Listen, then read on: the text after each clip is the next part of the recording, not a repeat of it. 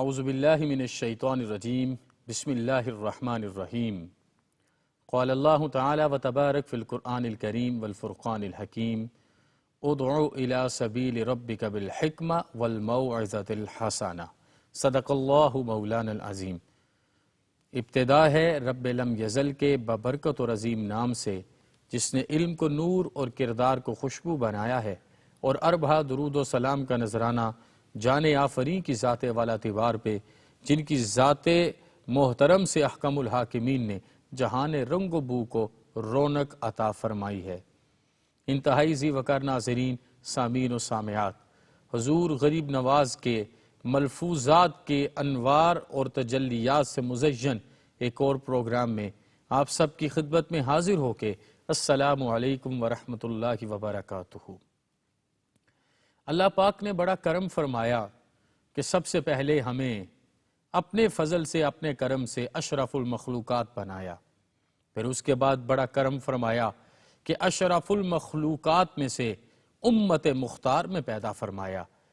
امت جناب سیدنا احمد مختار میں پیدا فرمایا۔ اس کے بعد کرم یہ فرمایا کہ سرکار دو عالم صلی اللہ علیہ وسلم کے ساتھ محبت کرنے والوں میں پیدا فرمایا،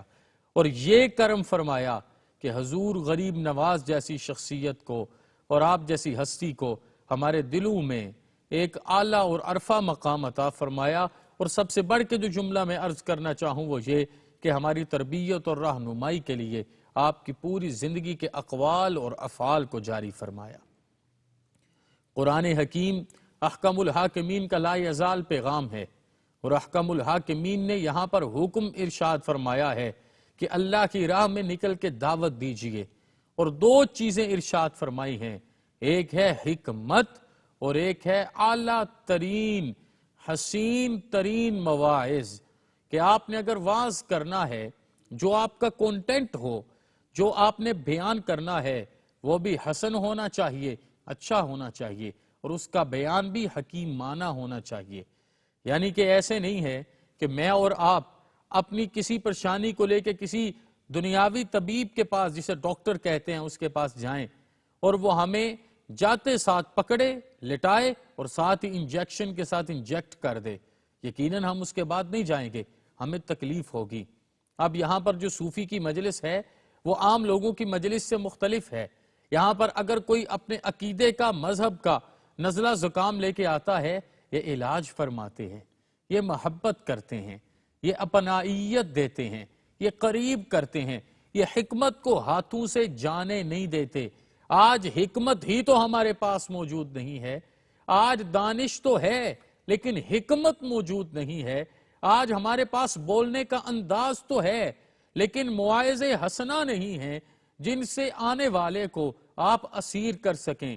اپنا بنا سکیں، اپنے قریب کر سکیں اور اپنی راہ ناز پر چلا سکیں۔ انتہائی ذی وقار ناظرین، سامعین و سامعات، سنیے حضور غریب نواز نے کس طریقے سے جہان کو بدلا ہے، کس طریقے سے ہندوستان کے مقدر اور تقدیر کو بدلا ہے۔ ایک تو آپ نے خانقاہ کو قائم فرمایا جہاں پر صبح سحر سے حسین انداز میں ابتدائے سحر کا اعلان تلاوت کلام ربانی سے ہوتا، پنجگانہ نماز کا باقاعدہ اہتمام کیا جاتا اور پوری سختی سے کیا جاتا، اس کے علاوہ اشراق اور چاشت کو قائم کیا جاتا، آنے والوں کے لیے ہر اوقات میں لنگر کا انتظام کیا جاتا، اور اس کے ساتھ ساتھ جو اہم بات ہے باقاعدہ درس گاہ کا انتظام تھا، علوم و فنون سے مزین لوگوں کو پڑھایا جاتا۔ ایک تو خانقاہی نظام یہ تھا جس میں آپ پوری حکمت سے لوگوں کو بلاتے، اپنے پاس رکھتے، اپنے وقت کے سارے مروج ظاہری، عصری، روحانی اور قدیمی علوم کا امتزاج بناتے، اور پھر وہاں پر بیٹھے ہوئے لوگوں کو زبانیں سکھائی جاتی تاکہ انہیں کوئی لینگویج بیریئر نہ رہے۔ دین اسلام کا پیغام دینا ہے، پیغام، اور وہ پیغام طول اور عرض میں جائے، شرق اور غرب میں جائے، ہر جگہ پر جائے۔ تو جس جگہ پر جانا ہے اس علاقے کی زبان بھی تو آنی چاہیے۔ صرف قواعد نہیں پڑھائے جا رہے، صرف فقہ اور اصول فقہ نہیں سکھایا جا رہا، تفسیر اور اصول تفسیر نہیں پڑھائے جا رہے، صرف منطق نہیں سکھائی جا رہی، بلکہ اس کے ساتھ ساتھ ہر زبان سکھائی جا رہی ہے تاکہ قافلے بھیجے جائیں، ٹولے بھیجے جائیں اور لوگوں کو حکیمانہ انداز میں دین اسلام کی دعوت دی جائے۔ اس وجہ سے اتنی میسو کامیابی ملی کہ تقریباً 10 ملین لوگ حلقہ بگوش اسلام ہوئے۔ آپ سوچئے کیا درجہ ہوگا کہ 1 کروڑ کے قریب لوگوں کو جب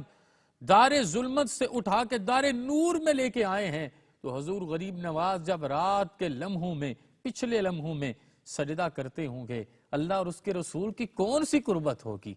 کون سی جلانیاں، کون سا باپکن اور کون سا عروج نصیب ہوگا۔ ذی وقار سامعین و سامعات، زندگی صرف ایک دفعہ ملنی ہے۔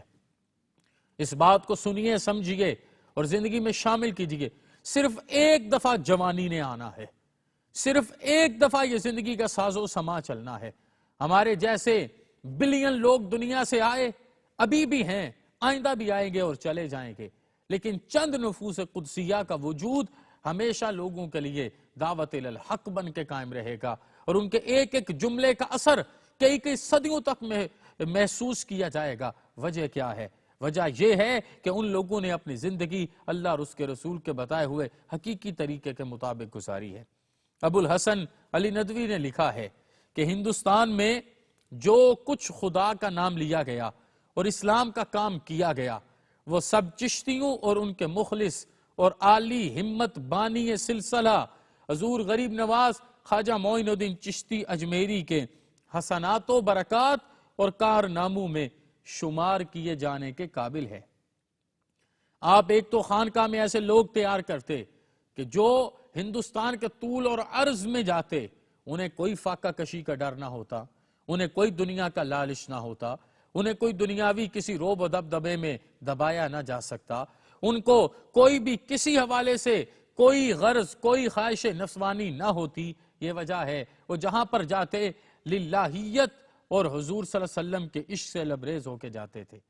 میں یہاں پر عرض کروں، حضور غریب نواز صرف خانقاہ میں نہیں رہتے، آپ خود طول اور عرض میں جاتے، آپ ہندوستان کے کونے کونے میں جاتے اور لوگوں کو جا کے اللہ اور اس کے رسول کا پیغام اپنے عمل سے دیتے، اپنے پریکٹیکل ورژن سے لوگوں کو متاثر کرتے اور لوگوں کو بتاتے کہ دین اسلام کا حقیقی چہرہ یہ ہے، دین اسلام کا حقیقی معاملہ یہ ہے۔ یہی تو وجہ ہے کہ آپ اتنا سفر فرماتے تھے کہ آپ کے قدموں میں بھی ورم پڑ جاتا۔ یہ سرکار دو عالم صلی اللہ علیہ وسلم کی سنت ہے کہ حضور جب اپنی امت کے لیے سر کو سجدے میں رکھتے تو آقا کونین صلی اللہ علیہ وسلم کے قدوم میمنت لزوم میں ورم پڑ جایا کرتے تھے، اور حضور غریب نواز جب اللہ کے حکم سے حکمت اور مواعظ حسنہ لے کے نکلتے تو پھر آپ کی بھی یہی کیفیت ہو جاتی۔ انتہائی ذی وقار بزرگوں، بھائیوں، ناظرین، سامعین و سامعات، قرآن حکیم پڑھیے تو ہمیں پتہ چلے کہ یہ دعوت کا کتنا بڑا مقام اور مرتبہ ہے۔ اللہ پاک نے ارشاد فرمایا وَذَكِّرْ فَإِنَّ الذِّكْرَىٰ تَنْفَعُ الْمُؤْمِنِينَ۔ یہ نہیں کہ کوئی آپ کے پاس آیا، آپ نے 1 بار سمجھایا، آپ نے 2 بار سمجھایا، آپ نے 3 بار سمجھایا، 5ویں بار پہ آپ کو غصہ آیا، آپ نے اسے جھٹک دیا۔ یہ عمومی نظریہ تو ہو سکتا ہے، یہ قرآنی نظریہ نہیں ہے۔ وَذَكِّرْ فَإِنَّ الذِّكْرَىٰ تَنْفَعُ الْمُؤْمِنِينَ۔ سمجھاتے رہو، دعوت دیتے رہو، پیغام دیتے رہو۔ دیکھیے نا، یہ روز 5 دفعہ دعوت آتی ہے کہ نہیں آتی؟ اب یہ ہمارے اوپر پہ ہے، ہم اس میں لبیک کہتے ہیں کہ نہیں کہتے، لیکن دعوت تو بار بار حضرت بلال کی رسم پہ آ رہی ہے اور ہمیں مل رہی ہے، ہماری سماعتوں کو ٹکراتی ہے، ہمارے جسم اور روح کو منور کرتی ہے۔ یہی چیز حضور غریب نواز کی زندگی میں تھی کہ آپ کے پاس اگر کوئی 1 دفعہ آئے،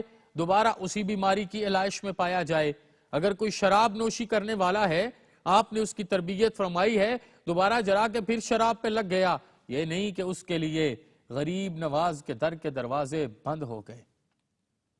غریب نواز اس کے لیے اپنے دربار کے دروازے کھول کے رکھتے۔ پھر جب بھوکا ہوا، پھر جب اس کو گھر والوں نے نکالا، دوڑ کے دوبارہ آتا۔ غریب نواز کا اجمیر شریف کا دربار اسے اپنے پاس پناہ دیتا، پھر اسے کھلاتے پلاتے، پھر جا کے وہ اسی علائش میں غرق ہو جاتا۔ 2 دفعہ، 3 دفعہ، 4 دفعہ، الغرض وہ جتنی دفعہ آتا، انداز کرم نئے انداز میں ہوتا، انداز کرم نئے طریقے سے ہوتا، نئے تراک سے ہوتا، اور اس پر کرم نوازی اور مہربانی فرمائی جاتی۔ ابو الفضل آئین اکبری میں لکھتے ہیں کہ آپ غریب نواز اجمیر شریف میں کرم نواز ہوئے، اسلام کا چراغ بڑی آب و تاب سے روشن ہوا، اور آپ کے انفاس قدسیہ، آپ کے شاگرد، آپ کے طلاب اور آپ کے خلفاء جو جوک در جوک سفر کرتے، ان لوگوں نے انسانوں کو دولت ایمان سے منور فرمایا۔ آئیے ہم بھی اپنی زندگیوں کو، اپنے مقاصد کو سمجھیں، بہتر کریں۔ احکام الحاکمین ارشاد فرماتے ہیں قُلْ إِن تُخْفُوا مَا فِي صُدُورِكُمْ أَوْ تُبْدُوهُ يَعْلَمْهُ اللَّهُ، جو کچھ آپ کے سینے کے اندر ہے یا جو کچھ آپ زبان سے بیان کر رہے ہو، سنو، غافل نہ ہونا کہ اللہ نہیں جانتا، اللہ تمہاری نیتوں کو بھی جانتا ہے، کیونکہ وہ علیم بذات الصدور، ذات والا تبار ہے۔ اب یہاں پر حضور غریب نواز تلقین فرماتے، کہتے کہ اگر نیکی کرنی ہے نا، نیکی اگر بھلائی کرنی ہے تو یہ دنیاوی معاملہ کرنے سے زیادہ مشکل ہے۔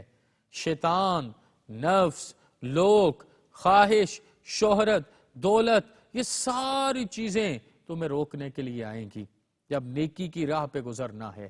جب نیکی کی راہ پہ چلنا ہے، اپنے آپ کو ہر علائش سے پاک رکھ کے کبھی بھی دنیاوی عزت کے لیے نیکی نہ کرنا،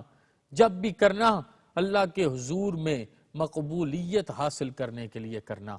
تو آپ نے اپنے انفاس قدسیہ کو بھی یہ حکم ارشاد فرمایا کہ کبھی بھی اپنے معاملات کو دنیا کے لیے نہ سینچنا۔ آپ نے بڑی حکمت سے تربیت فرمائی، حسن کردار سے تربیت فرمائی، اور آپ کی گفتگو میں دلائل کی جولانی ہوتی اور روحانی انبار ہوتا اور روحانی ابھار ہوتا، یعنی کہ روحانیت سے مزین ہوتی۔ وہ جملے کسی کو تکلیف نہیں دے رہے ہوتے تھے، وہ جملے کسی پر ذوف نہیں بن رہے ہوتے تھے، بلکہ ہر عام فہم انسان کو سمجھ آ رہے ہیں۔ یہ نہیں ہے کہ دلائل سے خالی ہیں، حکمت و دلائل سے مزین۔ جب آپ خوبصورت انداز میں اللہ کی مخلوق کو یہ دعوت دیتے، یہ پیغام دیتے، اپنی طرف بلاتے، لوگ کشاں کشاں چلے آتے، لوگ کھچے کھچے چلے آتے، لوگ پلکوں سے چل کے چلے آتے، لوگ اللہ اور اس کے رسول پر کلمہ طیبہ کی دولت نچھاور کرنے کے لیے چلے آتے، کیونکہ حسن کردار تھا، آپ کا کردار بولتا تھا، وہ کردار لوگوں کو دعوت دیتا تو چند جملے ہزاروں لوگوں کے سینوں میں نور ایمان منور کر دیتے۔ انتہائی ذی وقار سامعین، اگر آپ نے حضور خواجہ غریب نواز رحمۃ اللہ علیہ کی زندگی سے سبق حاصل کرنا ہے تو آپ کو چند کتب بھی میسر آئیں گی جن کو آپ اپنی زندگی میں شامل کر سکتے ہیں۔ آپ کے ملفوظات کو حضرت سیدنا خواجہ بختیار کاکی، قطب الدین بختیار کاکی نے جمع کیا ہے۔ اس طریقے سے یہ علمی چراغ میرے اور آپ کے سامنے منور ہوا۔ اب میں دوبارہ حاضر ہوتا ہوں اسی جملے پہ کہ ہم نے کس طریقے سے اپنی زندگی گزارنی ہے۔ اگر آپ قرآن پاک کی قرأت فرمانے والے ہیں، اگر آپ ثنا خوانی کو جانتے ہیں، اگر آپ صحیح معنوں میں دین کی انٹرپریٹیشن کر سکتے ہیں، پیغام دین لوگوں تک دے سکتے ہیں، خدا کا واسطہ ہے اس کو فن نہیں بنائیے گا، اس کو اللہ اور اس کے رسول کی رضا بنا کے چلیے گا، سامنن قلیلہ کے عوض نہ بیچیے گا، دنیاوی چیزوں سے کشش حاصل نہ کیجیے گا، دنیاوی معاملات میں خود کو غرق نہ کیجیے گا، بلکہ اخروی معاملات کا خیال رکھیے گا۔ حضور غریب نواز کے بارے میں آتا ہے کہ آپ سارا دن واز فرماتے،